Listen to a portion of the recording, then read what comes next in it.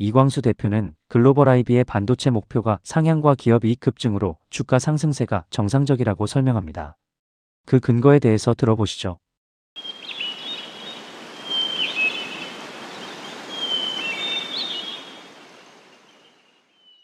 이제 아까 말씀하신 것처럼 부러움과 질투를 구별하면서 이건 구조의 문제도 좀 있겠다. 그럼요. 네, 어떤 사회가 그게 부러움의 대상이 되는 것들이 더 많은 사회가 있고 그리고 질투가 많은 대상이 많은 사회가 있잖아요. 뭐 아주 극명하게 구별하면 이런 거죠. 같은 투자를 해서 돈을 벌었는데 주식 투자해서 돈을 벌었습니다.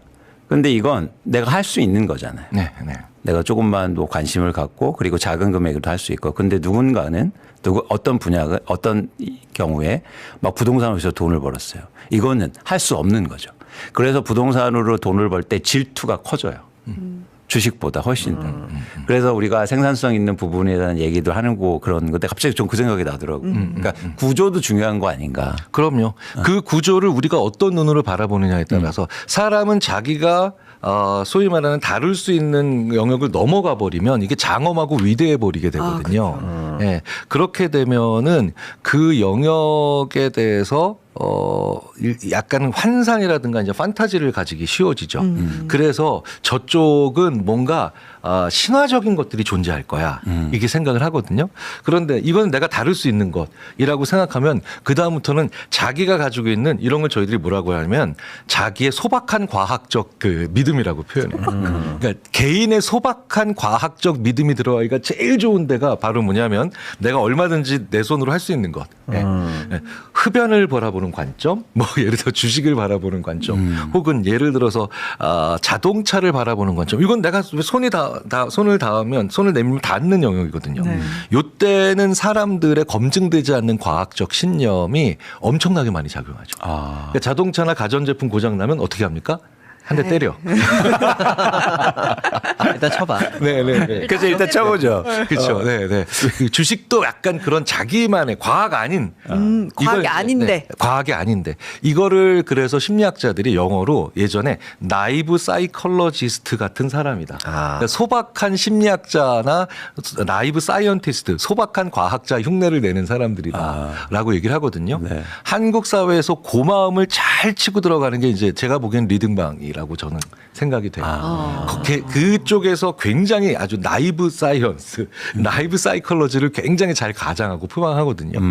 앞뒤 전제가 다 안 맞는데 앞뒷말은 맞아떨어지는. 그래서 전혀 비과학적인데 논리적인, 비과학적인데 논리적인 말들이 굉장히 난무하거든요. 네. 근데 이제 저희 심리학자들이 전제나 아니면 이런 말의 기반이 하나도 안 맞는데 앞뒤 말은 다 맞아떨어지는 요런 말들을 이게 참 그 영어로 이제 bullshit. 네.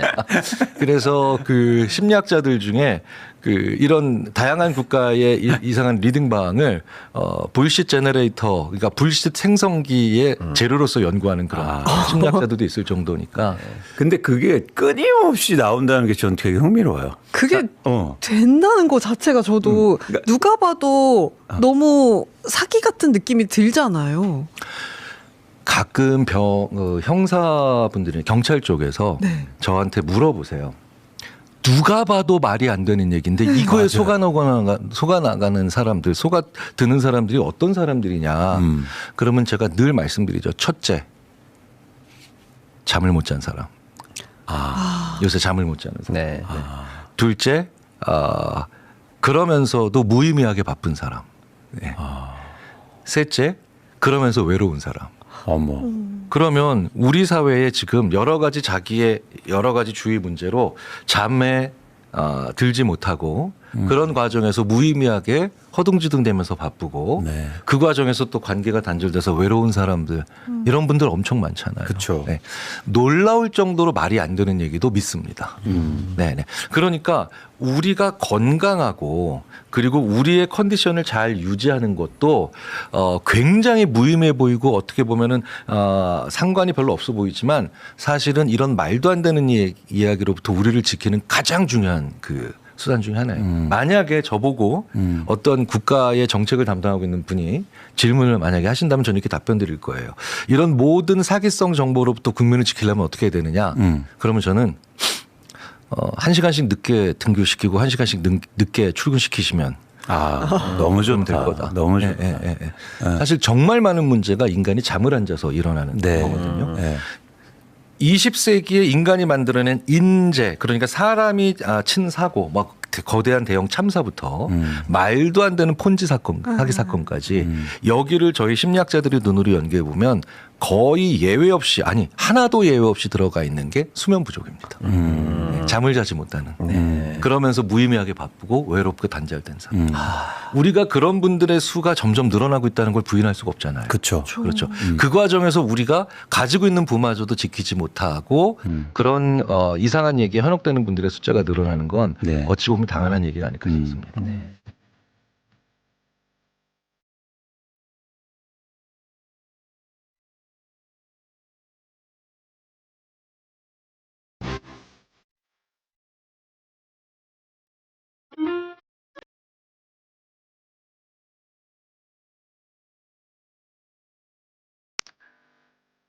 안녕하세요, 여러분. 12시에 만나요.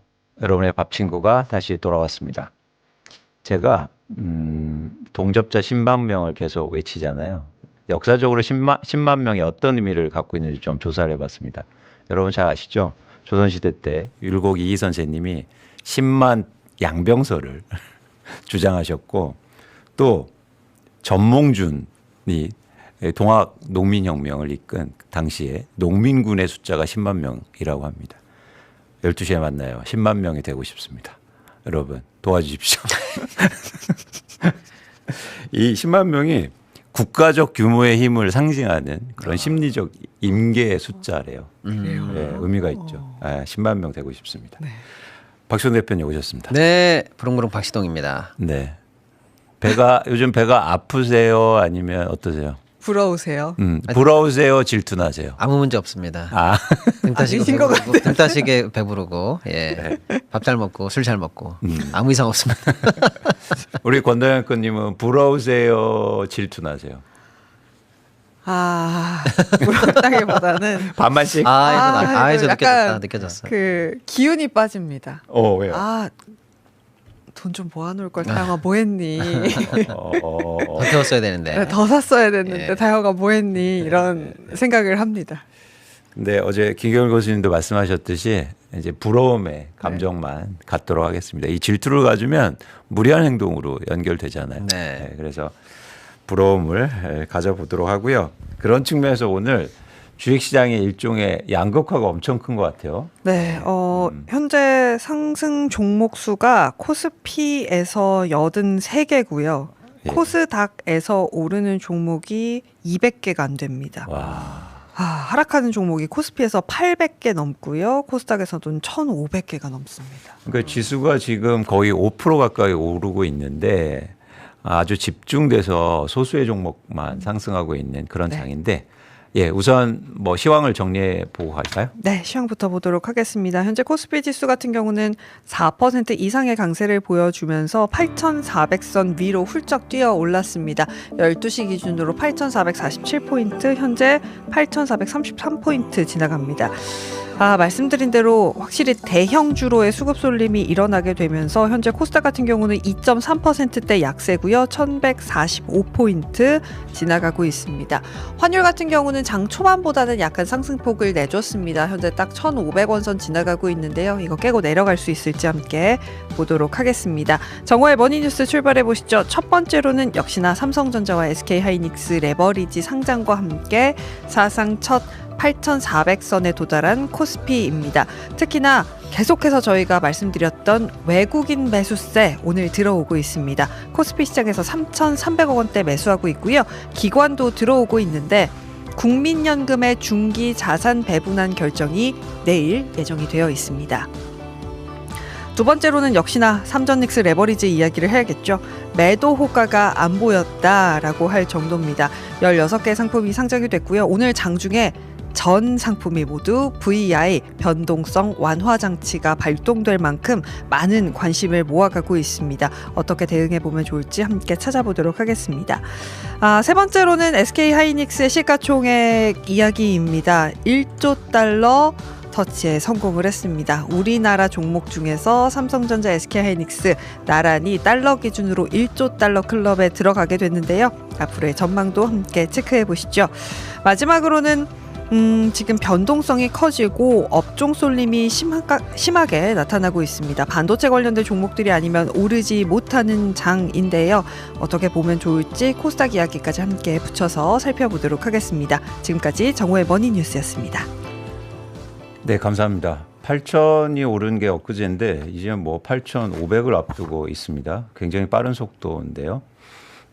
그런데 우선 뭐 반도체주가 시장을 주도하고 있고요. 근데 주도하는 수준이 상상을 초월한 그런 수준입니다. 지금 코스피의 현재 시간 기준으로 거래 대금이요 32조가 넘어갑니다. 근데 하이닉스의 거래 대금이 17조고요. 삼성전자의 거래 대금이 11조입니다. 두 종목 합쳐서 지금 28조의 거래 대금인 것을 보니 시장은 그냥 대형주로의 블랙홀처럼 수급에 빨려 들어감이 보입니다.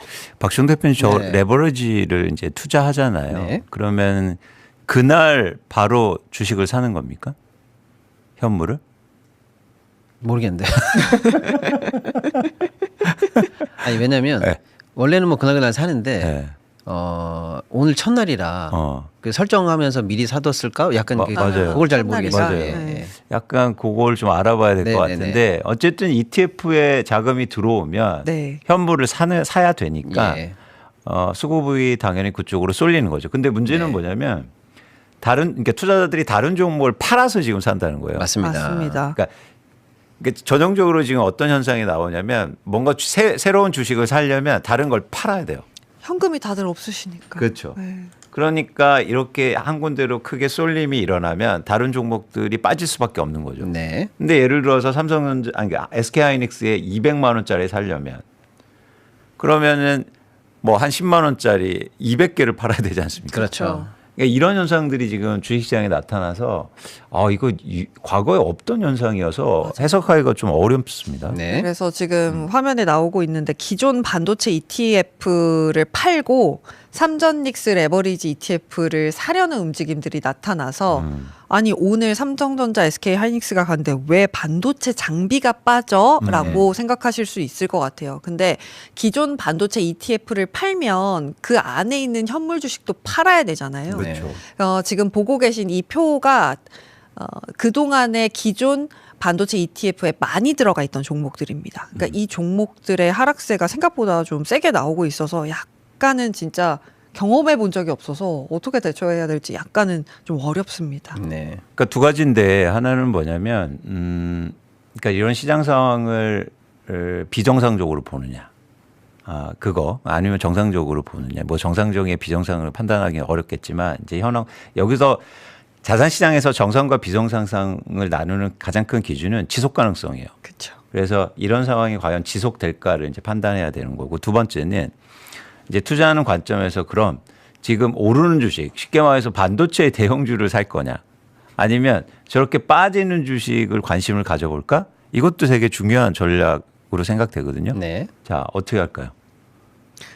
오늘 제가 안 그래도 한 며칠 전부터 저도 이제 따로 방송을 하니까 모든 분들한테 여쭤봤어요. 어떻게 할까요? 했을 때 대부분의 딱 하시는 말씀이 그래도 큰 물에서 놀아야 되지 않겠어? 라는 답변을 많이 주시더라고요. 거래 대금 자체를 다 잡아먹는데 안 올랐다, 덜 올랐다, 빠졌다라는 이유로 살 수 있겠냐라는 답변들을 많이 하시고 그게 저도 어느 정도 좀 공감이 되긴 하더라고요. 이 두 가지 질문이 사실 연관성이 있는데 이런 상황이 지속되면 쉽게 말해서 오르는 주식을 산다. 네. 반도체를 계속 산다. 뭐 이렇게 볼 수도 있는 거죠. 네네네. 그러니까 지금 오늘 장세를 좀 천천히 보면 결국에는 삼성, 하이닉스 두 종목이 지금 그야말로 이제 하드캐리 멱살 잡고 끌고 가고 있는 상황이거든요. 네. 이에 대해서 지금 다양한 현상들이 이제 2차, 3차로 이제 파생돼서 나타나는 거예요. 네. 아까 권 앵커님 말씀하신 것처럼 거래 대금이 32조인데 28조를 두 종목이 가져간다는 거는 수급이 쏠려도 이제 너무 쏠리는 거예요. 예, 너무 쏠리는 겁니다. 그럼 어떻게 되냐면 다른 종목에 뭐 내재적 가치가 좋던 뭐 어느 정도 좋은 느낌의 호재가 있던 평소 같으면 예를 들면 호재가 이거는 오늘 뭐 10% 올라가고도 남을 정도의 호재야라고 하는데 한 2% 3% 오르락 말락하고 네. 호재가 이제 소멸되거나 거의 뭐 보합 수준으로 끝나는 정도로 호재가 소멸되는 이런 게 종목별로 보면은 다른 종목이 상대적으로 수급이 안 받쳐주기 때문에 그야말로 이제 힘이 없는 그런 장세를 보여낸다라는 거고요.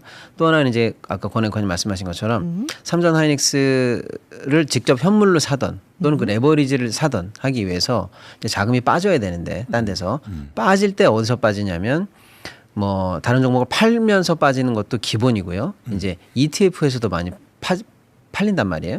그럼 그 나머지 ETF는 들고 있는 종목이 동시에 그 ETF 하나를 팔면 거기 안에 있는 수십 종목들이 예를 들면 동시에 같은 비율로 쭉 팔아지기 때문에 네. 덩달아서 지금 유탄을 맞고 있는 네. 상황이에요.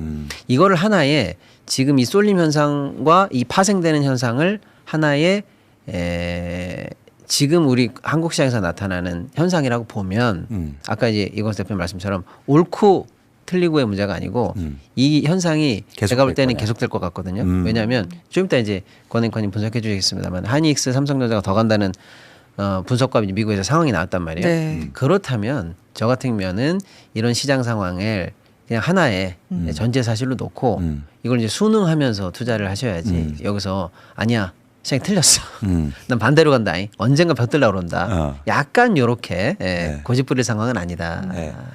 아니 근데 권다영님 말씀하신 것처럼 큰 물이라는 건 우리는 이미 큰 물을 알아요. 네. 그러니까 어떤 거냐면 예를 들어서 반도체가 오른다. 네. 그리고 반도체가 너무 올랐으니까 반도체 쉬고 지금 떨어지는 주식이 언젠가 오를 거다. 그럼 큰 물에 있으면 되잖아요. 그게 바로 지수 ETF입니다.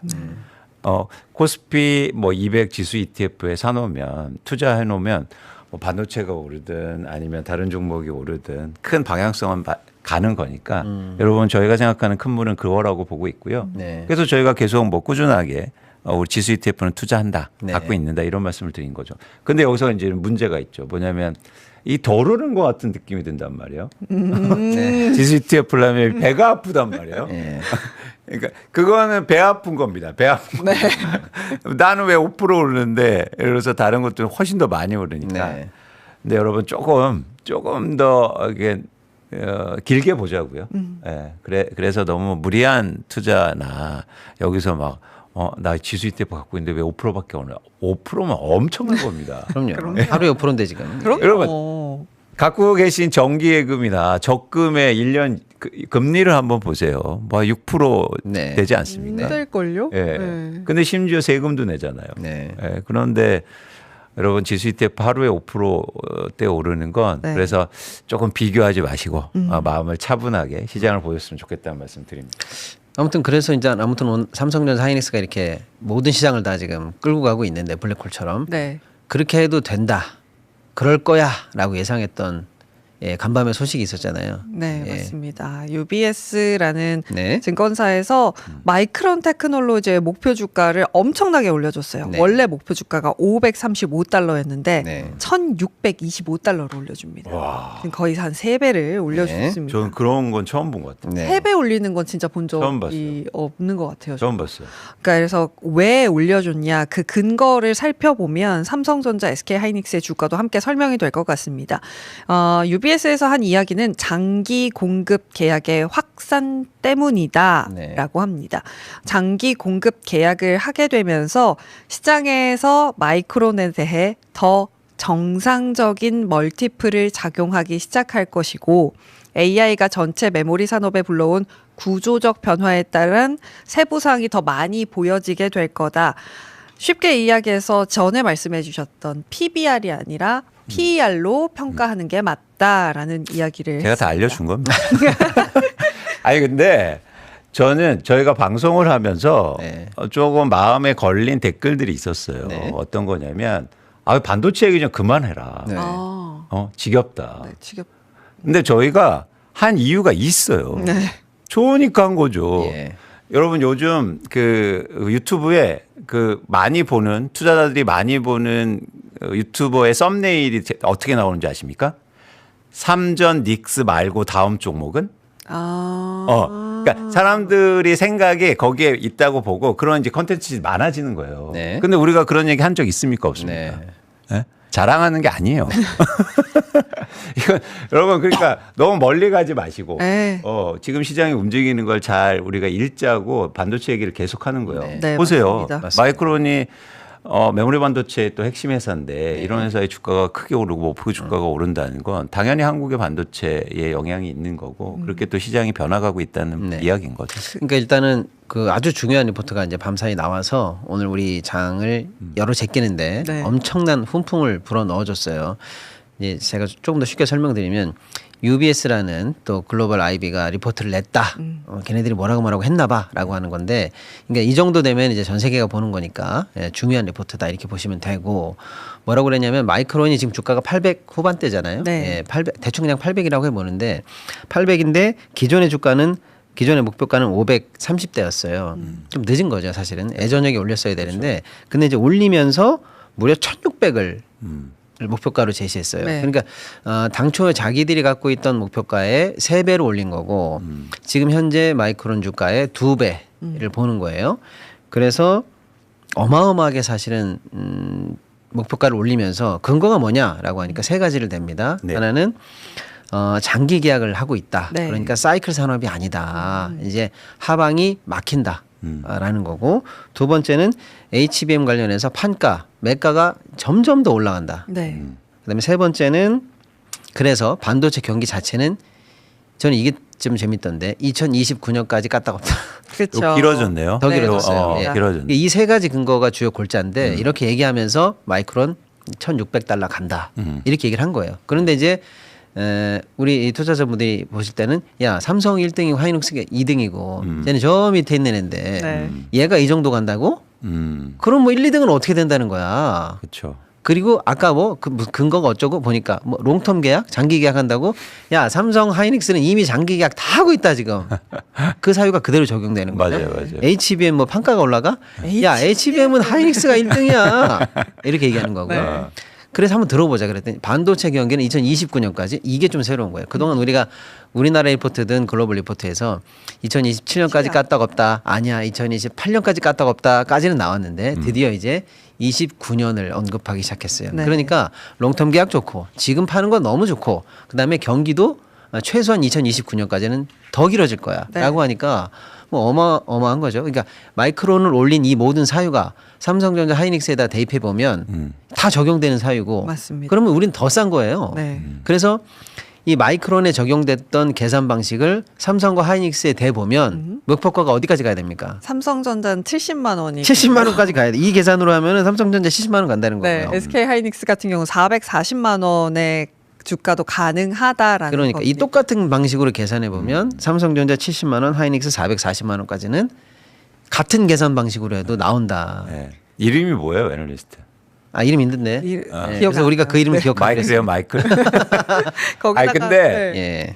저번에도 얘기드렸듯이 애널리스트가 기본적으로 속성이 있는데, 그러니까 일을 할 때 내 목표 주가를 제시했는데 너무 주가가 빨리 올라서 내가 가장 뒤처지잖아요. 네. 그럼 어쨌든 레포트 써야 돼. 네. 그때는 튀어야 되잖아.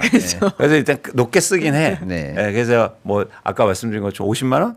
그래서 80만 원 가니까 나 뒤처지니까 이제 다음에 쓸 때는 일단 무조건 써야 돼. 쓰긴 해야 되는데 그거를 3배 이상 올렸다는 건 좀 네. 이제 흥미로운 뉴스여서 저희가 알려드린 건데 네. 중요한 건 이제 박정 대표님 말씀처럼 이제 업황에 대한 이해가 공유되고 있고 네. 컨센서스가 컨센서스라는 건 뭐냐면 그러니까 일종의 기대치.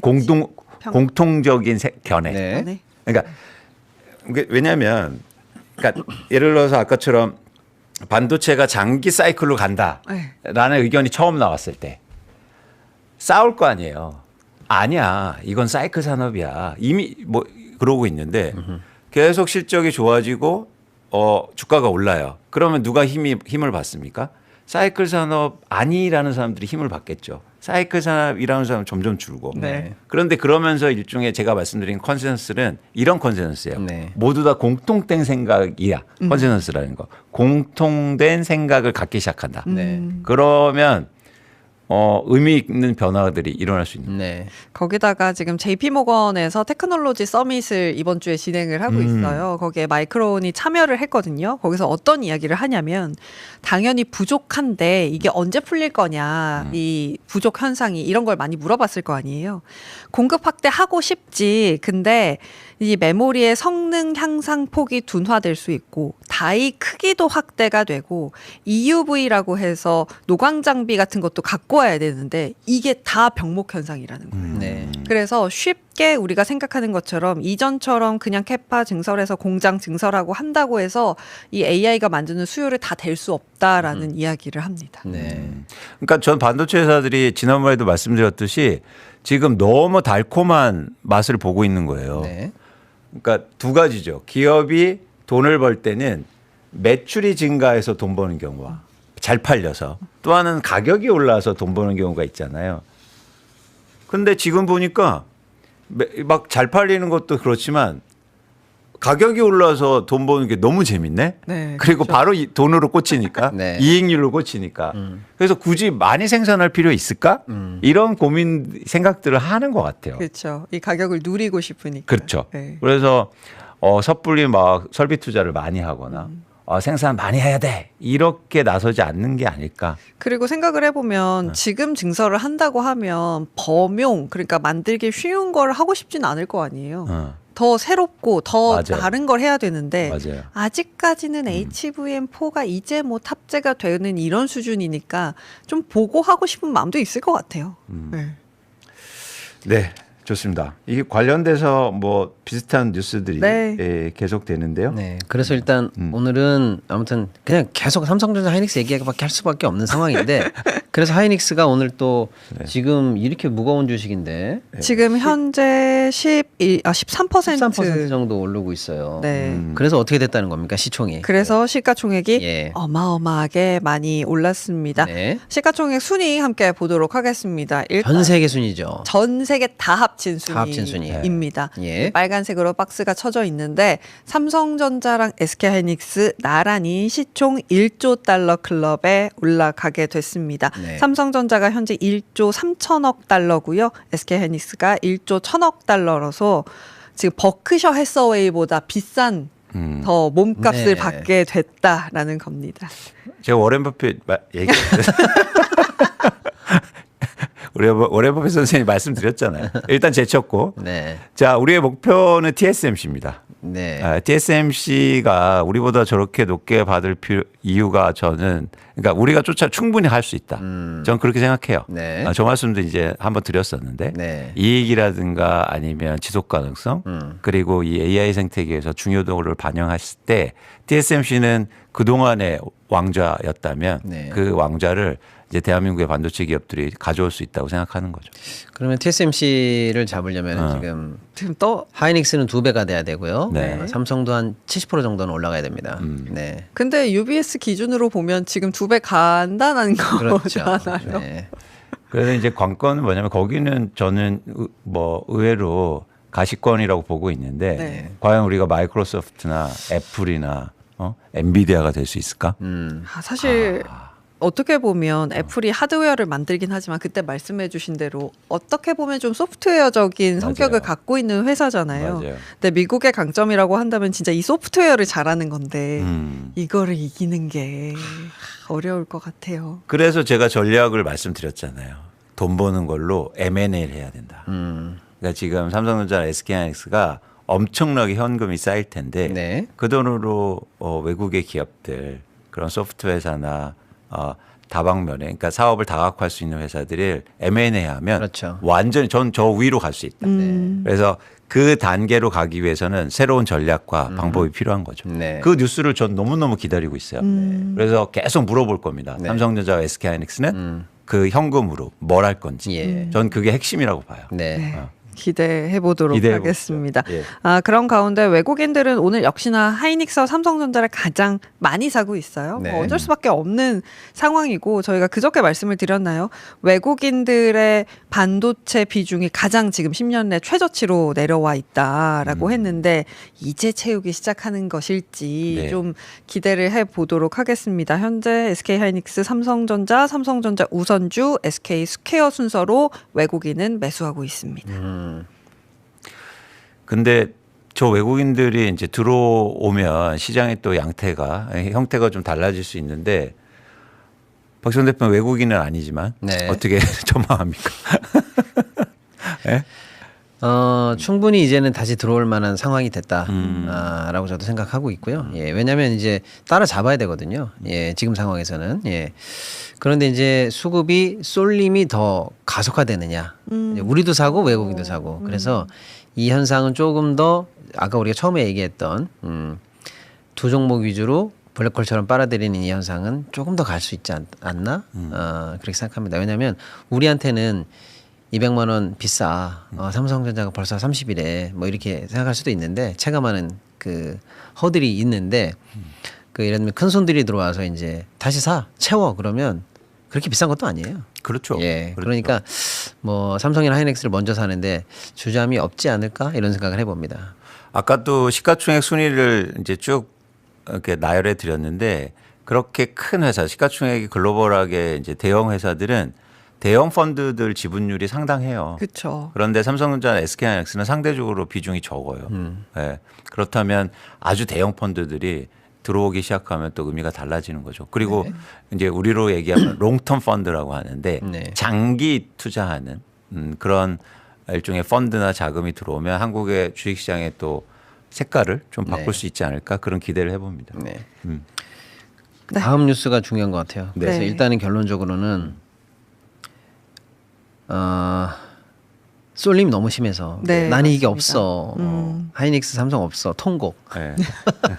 근데 지금 통곡이 나오실 법한 게 말씀드린 대로 코스피에서 오르는 종목이 80개 정도밖에 안 되고요. 네. 거기다가 심지어 지금 지수 기여도를 제가 보니까요. 코스피 시장에서 코스피 시장이 지금 390포인트 오르고 있거든요. 네. 근데 SK 하이닉스가 230포인트 올려주고 있고요. 네. 삼성전자가 135포인트 올려주고 있습니다. 네. 그냥 두 종목으로 사실은 다 오른다고 보시면 됩니다. 네. 시총 상위에 지금 5위권까지 현대차를 제외하고 나서 다 적어도 5%, 뭐 10% 오르니까 다른 종목들이 갈 틈이 없어지는 거죠. 그러면서 이제 대형주 내에서는 건설주 빠지고요. 오늘 좀 특징이라고 한다면 반도체가 가는데 전력 설비가 못 갑니다. 네. 그리고 지금 그건 좀 특이한 상황이네요. 지금 모건 스탠리에서 어떤 분석이 나왔냐면 전에는 미국에서 전기가 이만큼 부족할 거야라고 전망을 했는데 그 전망을 약간 낮췄습니다. 네. 그러면서 기대치로 이만큼 끌어올렸던 주가이기 때문에 그것이 약간 조정을 받고 있는 거라고 보시면 되겠고요. 또 많이 빠지는 것은 반도체 장비주들이 지금 삼전닉스 레버리지의 타격을 좀 많이 받고 있어서 네. 그게 조금 눈에 걸리고요. 그동안 올랐었던 급등했었던 종목들 위주로 좀 빠지고 있다라는 점 보시면 좋겠고 무엇보다도 아직도 코스닥이 계속해서 힘을 못 내고 있어서 현재 코스닥이 2%대 하락을 보여주고 있습니다. 드디어 1200 간다 막 했었는데 현재 1147포인트 지나가고 있고요. 2차 전지 관련된 종목들 빠지고 로봇주 빠지고 그나마 다행인 것은 바이오주가 조금 힘을 내고 있어요. 네. 오늘 D&D 파마텍이라는 종목이 상한가에 직행하는 모습들을 보여줬는데 네. 지금 독일에서 간 학회가 열리고 있어요. 유럽 간 학회가 유럽 열리고 간 있죠? 학회가 열리고 맞습니다. 있습니다. 네. 간악해요. 네, 네, 간. 간만 보는 거예요? 네. 뭐야 간만 보는 거예요? 뭐? 네, 간 보고 가는 거죠. 네, 네. 거기서 기다리고 있었던 그 내용이 있었는데 네. 거기서 괜찮은 내용을 발표하면서 이걸 얼마나 쉽게 설명을 드려야 될지 지금 제가 정리가 뭐예요? 안 전문가 되는데 뭐예요? 네네. 네, 바이오 정리해 주세요. 전문가. 그러니까 지금 네. 중요한 말씀 주셨는데 네. 이게 오늘 장을 저희가 이제 말씀드리는 거예요. 왜냐하면 반도체 쏠림 심하다. 오케이 인정. 네, 그런데 전력은 왜 빠지는 거야? AI랑 같이 가는 거 아니었어? 반도체도 가고 전력도 가고 전선도 네. 가고 같이 가는 거 아니야? 네. 이렇게 생각하셨는데 왜 생각보다 오늘 반도체만 가고 전력은 안 가냐에 대해서 이제 모건 스탠리 리포트가 나왔는데 혹시 그게 영향을 미친 게 아닐까? 우리는 그렇게 생각하는 거죠. 그게 뭐냐면 전력이 쉽게 말하면 앞으로 반도체만큼 쇼티지가 계속 나서 어마어마하게 사실은 이제 필요할 거야라고 생각했는데 그 정도는 아니야. 필요는 하지만 네. 뭐 없어서 죽어 이런 건 아니야라고 하는 리포트가 나오니까 그러면 뭐 장기 수주가 끝까지 갈 수 있을까? 아니면 이런 가격 경쟁력이 끝까지 갈 수 있을까? 이런 생각을 이제 하게 되니까 다소 힘이 좀 딸리는 모습 그게 네. 이제 전력에서 나온 거고 장비는 아까 우리가 설명드렸죠. ETF가 동시에 빠지면서 반도체 ETF 안에 들어있던 반도체 장비주들까지 네. 된소리를 맡고 있다 이렇게 보시면 되는데 네. 다 빠져요. 그래서 코스닥도 빠지고 다 빠지는 거라고 했는데 그나마 오늘 단비 같은 데가 하나 있는데 그게 이제 바이오예요. 네. 바이오도 다 오르는 건 아닌데 이제 몇몇 맞아요. 종목들이 그래도 좀 코스닥 버텨요. 상위권에 있는 회사들이 좀 올라가고 있어요. 그래서 네. 왠가 봤더니 D&D 파마텍이라는 종목이 오늘 상한가를 기록했습니다. 반도체가 아예 정말로 상한가 딱 찍는 거 저도 오랜만에 봐요. 어떤 오랜만이에요. 바이오 맞아요. 종목. 왜냐면 그동안 바이오가 수급이 좀 딸렸거든요. 네. 왜냐면 반도체 사야지 언제 있을지 모르는 바이오를 기대감을 가지고 누가 사 이렇게 해서 사실 수급이 좀 딸리는 느낌이었거든요. 근데 제가 좀 반갑게 생각하는 건 호재는 좀 이따 설명드리겠는데 이런 중요한 메가톤급 호재가 나오면 상한가가 가던 뭐 20%가 가던 그 호재의 값어치만큼 붙어줘야 그렇죠. 시장이 골고루 다 보고 있구나 이런 느낌이 드는데 엄마 저 뭐 100점 맞았어요. 그러면 평소 같으면 그래 용돈이다 이게 10,000원 이렇게 줘야 되는데 100점 맞았어요. 그러니까 바빠 뭐 수고했다 이 말 한마디로 끝나면 섭섭하잖아요. 섭섭하죠. 네, 그러니까 지금 호재가 나오는데 시장이 이걸 안 받아주고 제값을 안 쳐주면 네. 수급이 진짜 딸리는구나 이렇게 생각할 수가 있는데 그동안은 계속 그랬어요. 네. 요 한두 달 사이에서도 좋은 호재 있는 회사들이 몇 개 있었는데 약발이 안 받더라고요. 쉽게 말하면. 그래서 수급이 영 힘이 없어 이런 생각을 했는데 오늘 이 D&D 파마텍 소식은 제가 좀 반가운 게 이 정도 가야 될 소식이에요. 네. 아, 그래요? 네, 상한가를 가야 될 정도 소식인데 뭐예요, 정확히? 혹시 그걸 설명드릴게요. 내용이. 근데 갈까 안 갈까를 고민했는데 바로 상한가가 소식 나오자마자 오. 가더라고요. 전 그래서 반도체든 어디든 확실한 소재가 있으면 그래도 수급이 보고 있구나. 이걸 확인해줘서 너무 반가운 거예요. 네. 갖고 있어서 반가운 거 아니에요? 근데 이제 어떤 내용인지는 간단하게 설명드리면요. 네. 유럽 간학회가 있었는데 네. 이 회사가 이제 쉽게 말하면 이제 지방간 또 간이 이제 지방간을 넘어서면 이제 섬유화되잖아요. 딱딱해지거든요. 그렇죠. 예. 그거를 치료하는 약을 그동안 이제 쭉 개발해 왔었다 이렇게 보시면 되는데 이미 이제 임상 1상은 잘 넘어갔습니다. 근데 지금 2상 발표가 난 거예요. 네. 그러니까 상당히 많은 부분 진척된 거죠. 오. 예. 그런데 이제 2상 발표를 해보니 이 시장에는 사실은 탑 회사가 있기는 있어요. 네. 글로벌 약에. 네. 그러면 거기랑 경쟁하려고 그러면 어떻게 돼요? 그 수준에 해당하는 효능 또는 그걸 능가하는 효능이 돼야 새로운 약이 들어왔을 때 그럼 나 이제 신제품으로 가야지 네. 이렇게 될 거잖아요. 네. 그래서 얼마나 효용이 있을까 이게 이제 시장의 초미의 관심이거든요. 네. 근데 이제 막상 뚜껑을 오늘 딱 열었더니 네. 화려하게 짜잔 하면서 보여준 거죠. 뭐 치료 효과도 위약 대비해서 훨씬 좋았고, 네. 그다음에 섬유화 뭐 이런 것을 완화시키는 이런 것도 훨씬 오. 좋았고, 뭐 다양한 지표들이 다 좋아요. 그러니까 바이오는 임상 실험이 났다 그러면 한 3-4개 지표를 꼭 봐야 되거든요. 뭐 지속성, 뭐 부작용 등등등 그 모든 지표들이 다 좋게 나와서. 이거는 뭐 참 좋은 호재다. 그리고 이제 이 정도 되면 이제 3상을 갈 수도 있고 그쵸. 3상 전에 이 정도면 글로벌 빅파마들이 확실한 기술이네 내가 살게 그리고 사버리거든요. 그럼 이 정도 가치 있는 기술이면은 몰라도 몇 조 단위의 거래가 계약이 가능한 기술이거든요. 네. 그럼 그 몇 조 단위의 계약이 조만간에 나올 수도 있겠다. 그럼 그걸 이 기업의 가치에 지금 녹여 보면 지금 주가는 너무 싼데 그렇잖아요. 그 정도 매출이 올 거니까 그러면 이 정도는 앞으로 시총이 더 올라갈 거야 라고 하면 바로 사면서 이제 상한가를 가야 되거든요. 네. 근데 오늘 그런 호재가 나왔고 이렇게 수급이 안 좋은 상황에서도 수급이 받쳐냈다. 그래서 네. 상한가를 보여줬다. 그게 저는 이제 바이오 또는 앞으로 우리가 이제 테크 중에서 뭐 로봇이라든지 이런 다른 몇몇 중요한 이제 호재라든지 개발이라든지 AI 이런 걸 할 수 있는 코스닥 회사들이 많잖아요. 네, 그 회사들도 너무 낙담할 건 아니다. 네. 확실한 호재가 나오면 그래도 시장은 보고 있다. 이걸 좀 보여줬다. 저는 그렇게 봐요. 네. 그러니까 저희가 이 바이오 주식들 그리고 회사들의 신약을 볼 때 신약이 워낙 많으니까 종류가. 근데 시장 규모를 보지 않습니다. 그렇죠. 그렇죠. 근데 간 규모가 커요. 간 규모도 맞습니다. 크고요. 예, 예. 이 메쉬 치료제 그러니까 대사 이상 지방간염 치료제라고 하는데 네. 이게 쉽게 이야기하면 비알코올성 간 질환에 쓰일 수 있고요. 오. 이게 뭐랑 연결되냐면 비만 치료랑 연결이 됩니다. 오. 그러니까 비만인 경우에는 이 간의 부담이 많이 된다라고 네, 하잖아요. 네. 거기에 치료가 쓰일 수 있어서 조금 더 시장을 크게 봅니다. 맞습니다. 근데 보통 이런 경우에 이제 주가가 바로 상한가 가는 이유는 새로운 투자자가 사지는 않을 거예요. 기존에 갖고 있던 사람들이 알고 있어요. 이거 나왔네 하면서 더 사는 거지. 이제 불타는 거지. 네. 이 처음이어서 그래서 보통 이런 건 그냥 기술적인 거예요. 네. 이런 경우 내일이 중요해요.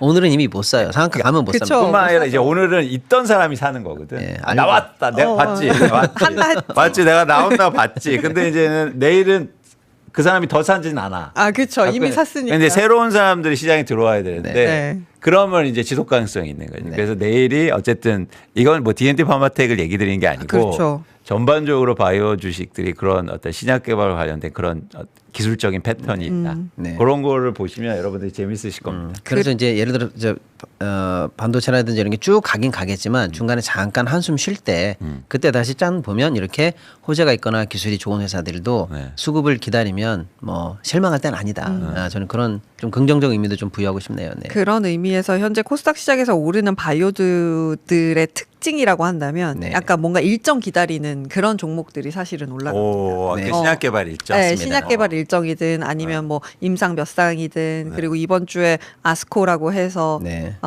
지금 최대 암 학회도 열리는데 그런 것들도 어쨌든 있기는 있다. 우리가 잊어서는 안 된다. 네. 그럼 그런 종목들이 예를 들어서 10개가 있다. 네. 그러면 10개를 다 사놓고 네. 낚싯대 던져놓고 기다리는 거. 아 낚시예요?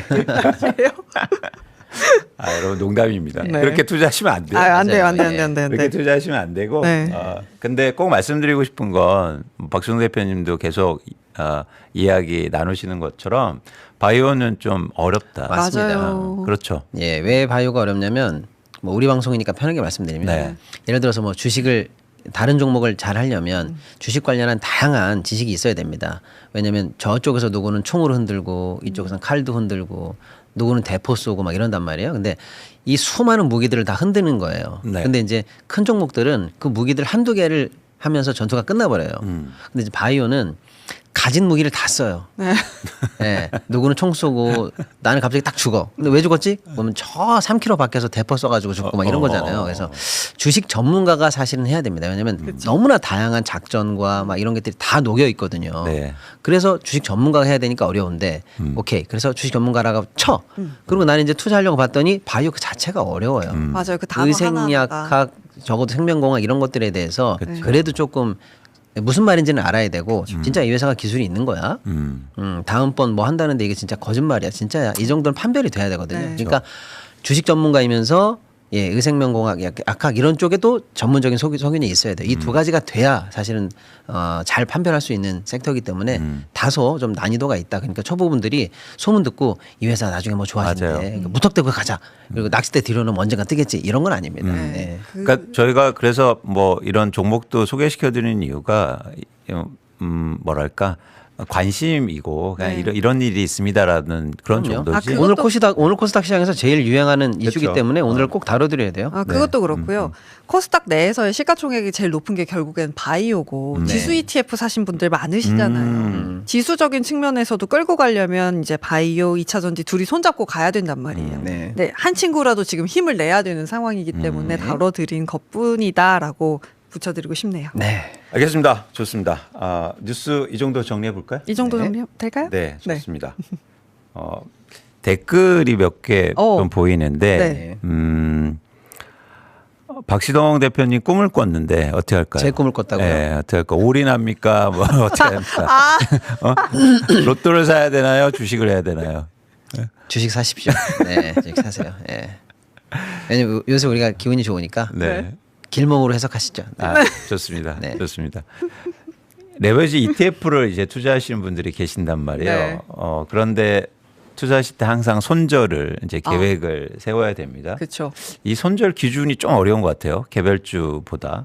제가 요거는 어떤 기준은 전 제시해 드리냐면 뭐 10% 20%보다 내가 얼마를 잃을까를 계획을 세우자. 금액적으로. 금액으로. 그래서 10% 20%로 하지 마시고 예를 들면 내가 1,000만 원 뭐 한 100만 원 한다. 100만 원 한다. 그러면 나는 변동성 고려해서 20만 원 밑으로 손실이 나면 팔아야 되겠다. 이런 기준을 가지셨으면 좋겠어요. 그건 내가 인내할 만한 금액 그리고 감당할 만한 금액. 그래서 퍼센트보다 절대 금액으로 하면 어떨까라는 말씀을 드립니다. 왜냐하면 이유가 있어요. 기본적으로 손절의 퍼센트를 한 건 뭐냐면 장기 투자를 기본으로 합니다. 그렇죠? 그런데 레버리지 ETF는 트레이딩 하는 게 불가피한 숙명이에요. 그래서 거래를 해야 되거든요. 네. 그러면 절대 금액으로 하는 게 유리하다. 손절을. 네. 그런 말씀을 드립니다. 네. 어떻습니까? 맞는 말씀이십니다. 아니 생각이 없는 것 같은데. 근데 왜냐면 이런 생각들을 자꾸 해야 돼요. 네. 왜냐면 삼성전자 하이닉스 너무 좋아. 그래? 그러면 난 무조건 레버리지지. 여기서 끝나야 될 문제가 아니고 이 레버리지가 거꾸로 현물에 주는 영향, 그렇죠. 또 수급을 만들어주는 영향, 빠질 때 먼저 빠지는 영향, 이 다이나믹이 앞으로 이제 우리 시장에서 또 하나의 중요한 팩터가 될 거거든요. 네. 그래서 어떻게 돌아가는 거야? 이걸 이제 보셔야 됩니다. 네. 그래서 그 기술적으로 분석했을 때 음. 레버리지 ETF 단일 종목 레버리지 ETF가 나오기 전과 후의 변동성 지표가 1.4배가 된다라고 합니다. 네, 네. 네, 그만큼 좀 흔들릴 수 있다는 거. 네. 좋습니다. 방금 기분 좋은 속보가 나왔는데요. 볼까요? 스타벅스 탱크대의 직격탄 주간 결제액 84억 원 증발했답니다. 저 얘기는 뭐냐면 뭐랄까요? 소비가 줄었다는 네, 거죠. 네, 네. 그리고 아마 그것도 있을 겁니다.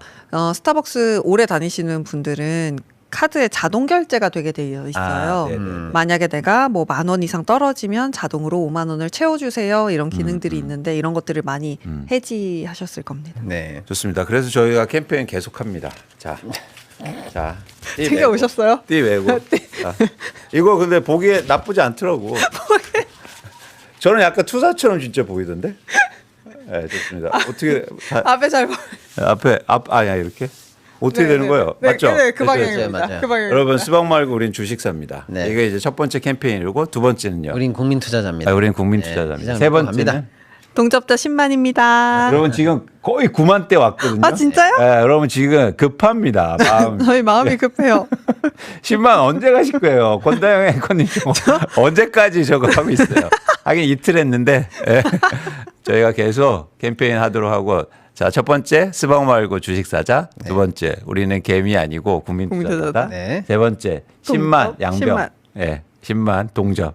예. 계속 해 보도록 하겠습니다. 이렇게 첫 번째 뉴스 정리해 보고요. 두 번째 시동생각, 광수생각으로 가보도록 하겠습니다. 네.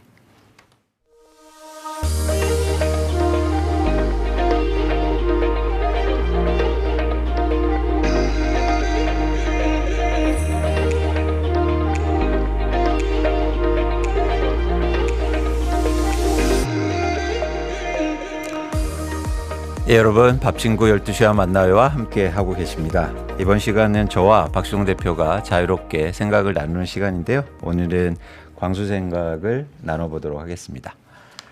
자료를 보면서 좀 말씀을 드려보고 싶은데요. 1년 동안 코스피 지수입니다. 저희가 3,000 밑에 있었던 적이 있었어요. 1년 전에. 굉장히 빠른 속도로 올랐고 지금 8,000을 넘어서 10,000을 향해 가고 있습니다.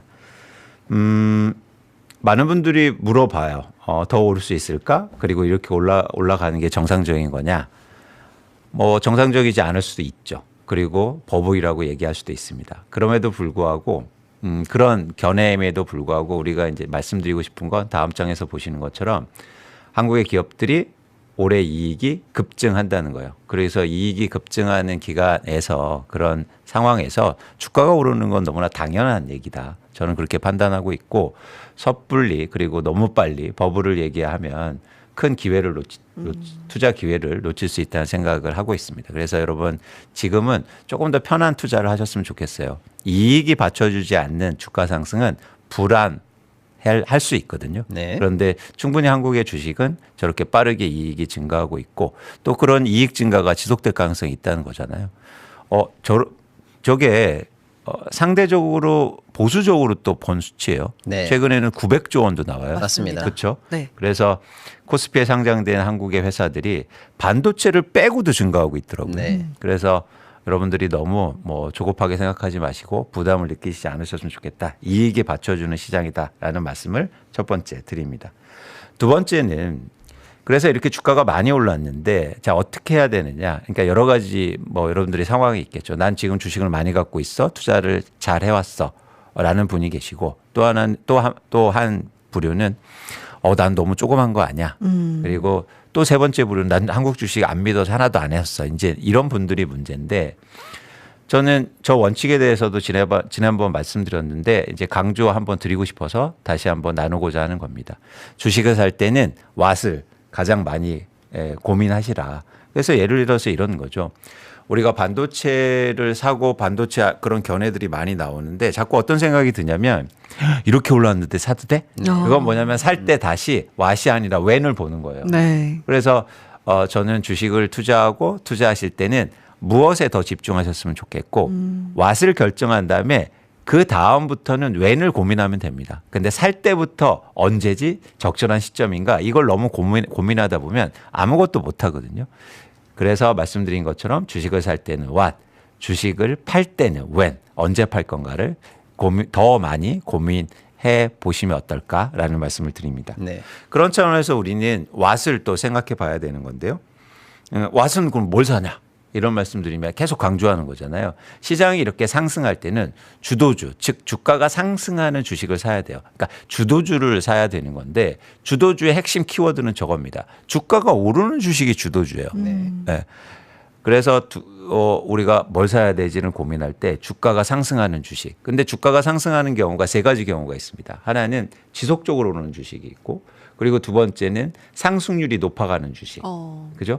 그리고 세 번째는 하락하다가 오르는 주식이 있는데 이렇게 구별해서 보시면 굉장히 흥미로운 그런 접근법도 됩니다. 근데 어쨌든 공통적인 사항은 주도주에서 왓을 찾는다. 뭘 투자할까?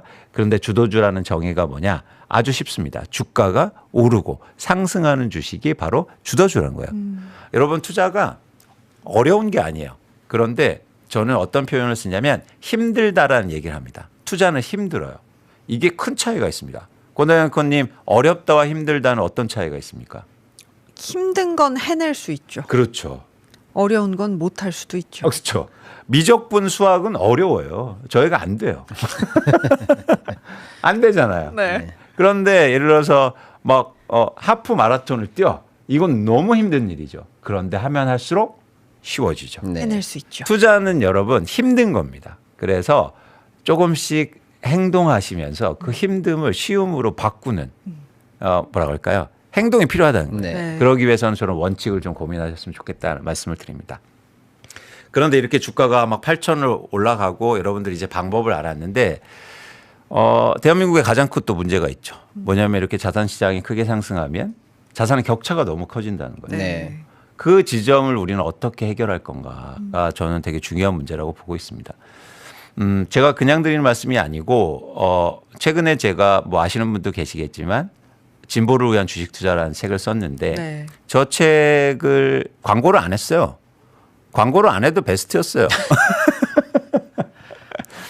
그런데 제가 유일하게 광고를 한 곳은 바로 저곳입니다. 버스에만 광고를 했어요. 네. 저는 목표가 있었어요. 그러니까 저 버스 광고가 올해 1월 초, 그러니까 네. 코스피 지수가 4천, 5천 그럴 때인데 네. 저는 버스를 타고 출퇴근하는 우리 시민들이, 우리 국민들이 주식 투자를 했으면 좋겠다라는 간절한 바람이 있었어요. 고급차 타고 다니는 사람 말고 네. 제가 그랬더니 어떤 분이 그러시는 거예요. 야, 저 광고는 옆에서 자동차들이 볼 것 같은데. 아, 여러분. 네. 그런 목적이 좀 있었거든. 그래서 우리가 함께 투자해야 된다. 특히 열심히 일하시고 노동으로 돈을 벌고 그분들이 함께 투자해야 된다. 그래야 세상이 좋아지는 거 아닙니까? 네. 제가 이걸 계속 주장했는데 바로 어제 대통령께서도 이 말씀을 하세요. 아, 네. 보시죠.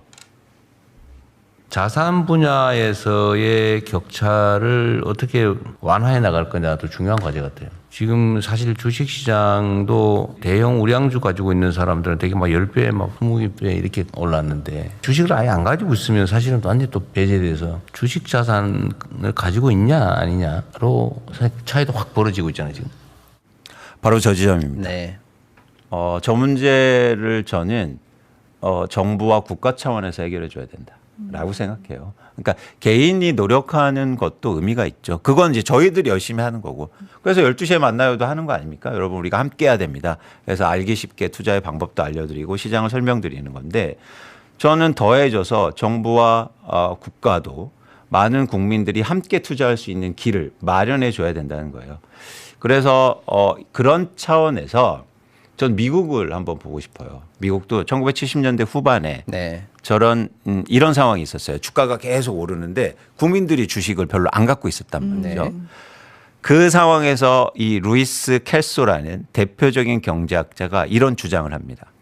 소수에게 집중된 자본을 다수로 분산시켜 민주적 자본주의를 달성하자. 그러면서 주식 대중화 운동을 해요. 네. 저걸 우리가 해보고 싶은 거예요. 네. 근데 우리도 열심히 하지만 정부도 열심히 해줬으면 좋겠다. 대통령이 이제는 지시를 내렸잖아요. 그런 방향성을 제시했으니까 우리가 함께 노력해야 된다. 네. 그래야 주가가 오르고 8천이 넘고 그리고 만이 가고 2만이 가도 모두 다 행복해지는 거 아닙니까? 맞습니다. 어쩌면 우리가 통계치를 봐야 되는데 저는요 우리나라 지금 자산의 격차가 훨씬 더 커졌을 가능성이 굉장히 높단 말이에요. 네. 이런 상황을 바꿔야 된다. 라는 차원에서 12시에 만나요도 더 열심히 해볼 필요가 있다는 거죠. 그런데 문제점이 있었어요. 이 운동을 하거나 아니면 대다수의 국민들이 사실은 정부가 투자하기 위해서 근원적인 한계가 있습니다. 어떤 한계냐. 돈이 없는 사람들은 어떻게 할 거냐. 네. 그렇잖아요. 아까처럼 나 회사 출근하고 하는데 한 달에 400만 원, 300만 원, 400만 원, 500만 원 받아서 생활비 쓰고 요즘 물가도 엄청나게 올라서 네. 그래서 버스 타고 다니는데 막상 투자할 돈이 나 없는데 그러면 어떻게 할 거냐. 이 문제를 전 해결해야 된다고 봐요. 네. 과연 이거 해결할 수 있는 근데 굉장히 어려운 문제거든요. 그래서 미국의 예를 하나 더 보여드리고 싶은 건데 미국에서 어떤 걸 도입하냐면 저 ESOP라는 겁니다. 종업원 지주제라는 건데 저 질문에 대한 답을 찾으면서 결국 저 종업원 지주제가 나오거든요. 돈이 없는데 어떻게 투자하느냐.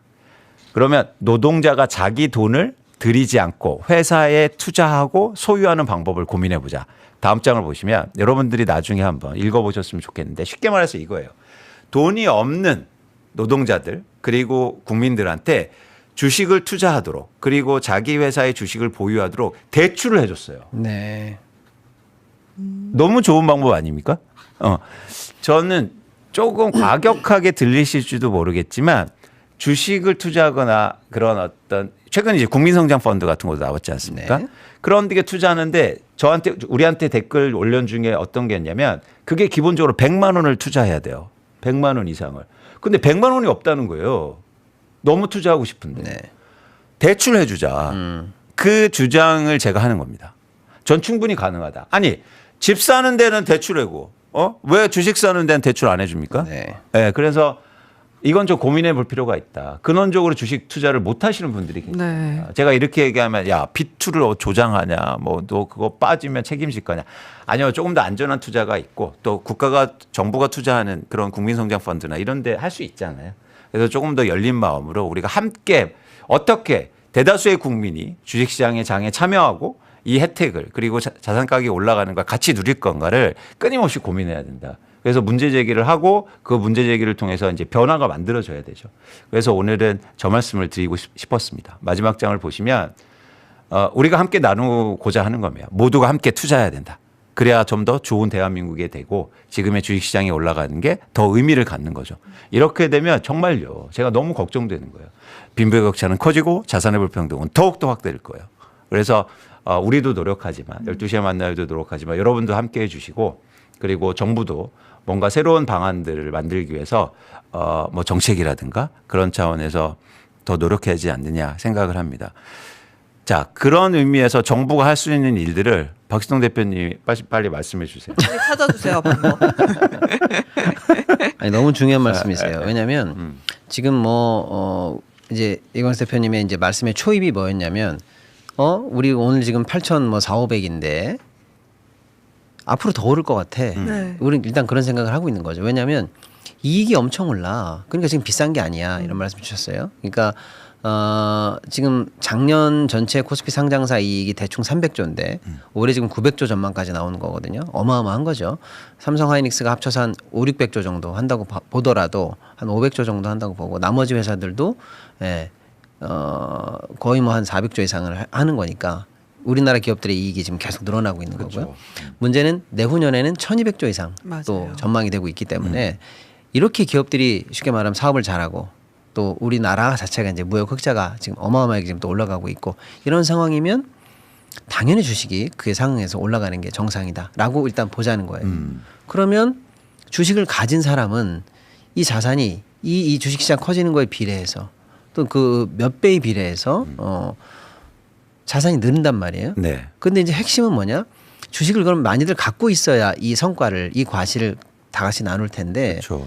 이광수 대표님 평소 말씀 많이 주시지만 소득 분위별로 주식을 얼마나 갖고 있나 보면 그 낮은 소득 갖고 계신 예를 들면 1분위에 계신 분들은 5분위에 비해서 100배 차이 나던가요. 맞아요. 그 정도 차이가 나요.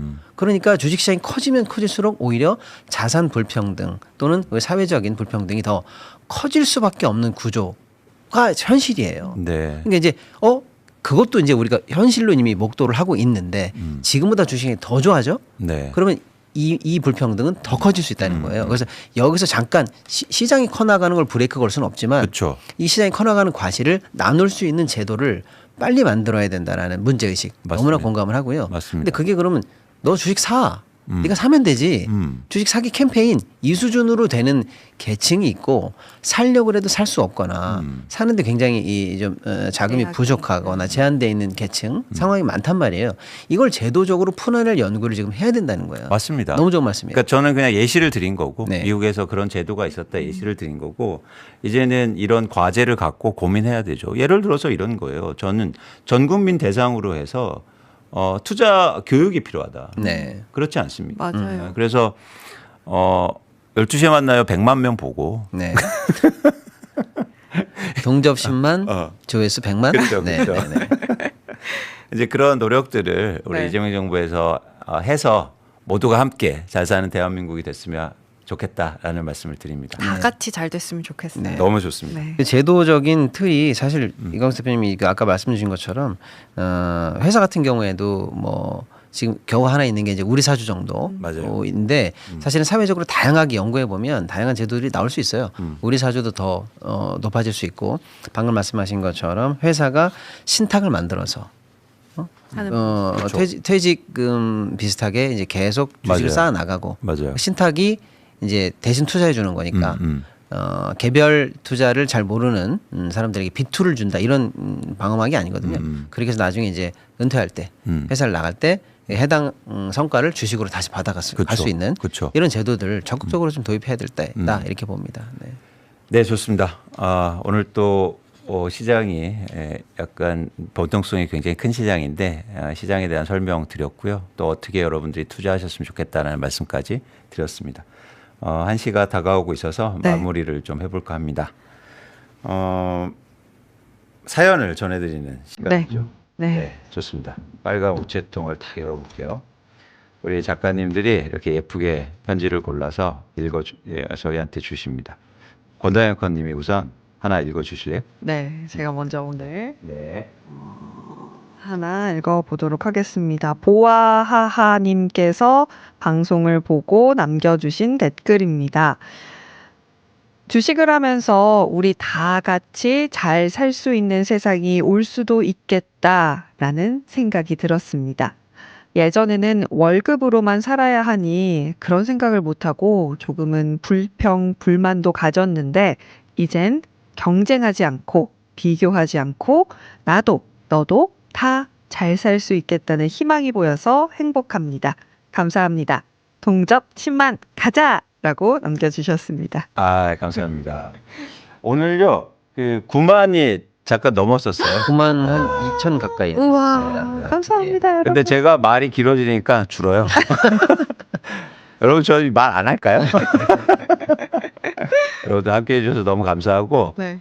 저희가 10만 그날까지 열심히 또 해보도록 하겠습니다. 네. 두 번째 사연을 읽어볼게요. 잉잉잉님께서 방송을 보고 남겨주신 댓글입니다. 저도 주화가 초기에 삼성 넣었던 게 수익이 나서 작은 돈이지만 생각나서 반올림에 기부했습니다. 이 반올림 저희 기억나시죠? 네. 반도체에 관련된 희생자분들과 함께하는 모임인데요. 생각도 못하고 있다가 이광수 대표님이 지난번 삼성 반도체로 인해 피해를 받았던 분들의 희생을 얘기하실 때 아차 싶더라고요. 우리 모두가 함께 잘 사는 사회, 나라가 됐으면 좋겠습니다. 이런 댓글을 남겨주셨습니다. 여러분 너무 감사한 그런 일들이 지금 대한민국에 일어나고 있습니다. 그 변화는 관심으로부터 출발하는 것 같아요.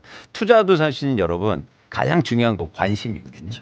그런데 그런데 세상을 바꾸는 힘도 저는 관심으로부터 시작된다고 생각합니다. 여러분들이 관심을 가져서 너무 감사하고 저희도 그 관심을 또 다른 좋은 것으로 바꾸기 위해서 열심히 그리고 가열차게 노력해 보도록 하겠습니다. 여러분 함께 해주셔서 너무 감사하고요. 내일 또 뵙도록 하겠습니다. 고맙습니다.